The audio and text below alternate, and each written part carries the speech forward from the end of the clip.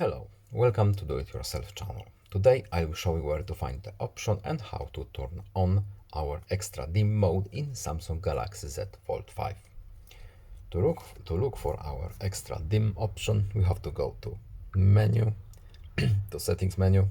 Then we are looking for accessibility options and visibility enhancements. And extra dim function is right here. To turn it on, we simply check this little box, and as you can see, our screen is dimmer. We can also set up intensity of our extra dim mode.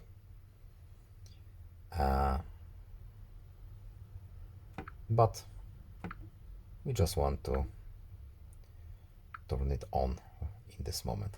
Of course, the setting will be remembered, so if we switch, as you can see, it's working. So I hope the video was helpful to you. Please leave a like and subscribe. Have a nice day and see you in the next video. Goodbye.